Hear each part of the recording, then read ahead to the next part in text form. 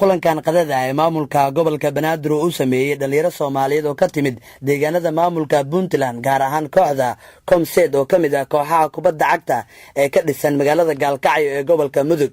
naadigan ayaa magaalada Muqdisho u yimid inay ciyaaro saaxiibtinimo la ciyaaraan naadiyada Dekadaha iyo Elman oo kamid ah kooxaha heerka koowaad ee kubadda cagta ee ka dhisan dalka.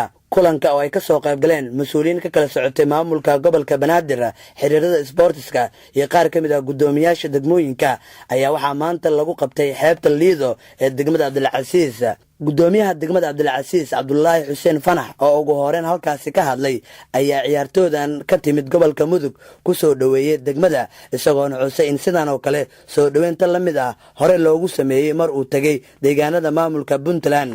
waxaa maanta sharaf weyn u ah guud ahaan gobolka Banaadir gaar ahaan degmada Cabdilcasiis inay marti inoo yihiin ciyaartooydii reer Puntland ee ugu horeysay ee yimaado gobolka Banaadir amba magaalada Muqdisho kooxda gaar ahaan kooxda Comsed ee gobolka Mudug.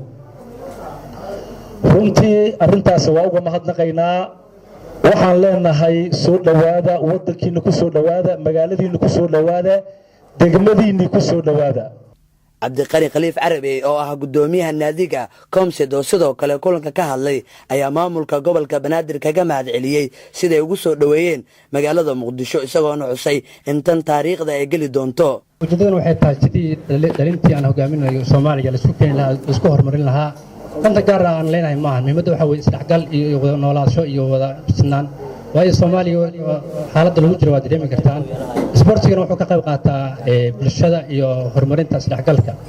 waayo taariikh ayaan furnay daan naadiga kubadda cagta Comsed waxa loo baahan yahay taariikhdan bilawnay in maaragtay ii sheeg ugu daydo wax weyn weeye. kulay waa dareemi kartaan farxadda naga muuqato, waa dareemi kartaan sidaan nahay. waxaan aaminsanahay inaan Gaalkacyo joogno, waxaan aaminsanahay inaan gurigeena joogno.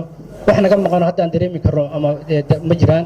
mudane Iimaan Nuur Iikar gudoomiye ku-xigeenka dhinaca maaliyadda ee maamulka gobolka Banaadir oo ugu dambeyntii halkaasi ka hadlay ayaa sheegay in tan astaane u tahay isdhexgalka iyo isku soo dhawaashaha ka dhaxeeya bulshada Soomaaliyeed ee ku kala nool gobolada dalka iyo caasimadda Soomaaliya. marka tan astaane u noqonaysaa mideynteeda iyo isu soo dhawaanshaha shacabka.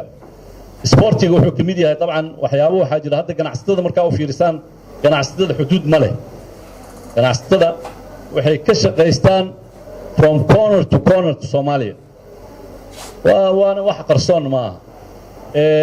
waxaan rajaynaynaa marka in sportiga iyo even diinta xataa diintan hadda ummadda lagu kala dilay laftirkeeda inay qayb ka noqoto isu soo dhaweynta shacabka la kala dilay ee lagu abuuray naceeb, lagu abuuray xasid, lagu abuuray xiqdi, in calaamad ay u noqoto dhalinyaradan hadda nooga imaaday runtii Gaalkacyo. Maxamed Xasan Cali, telefishinka qaranka Soomaaliyeed, magaalada Muqdisho.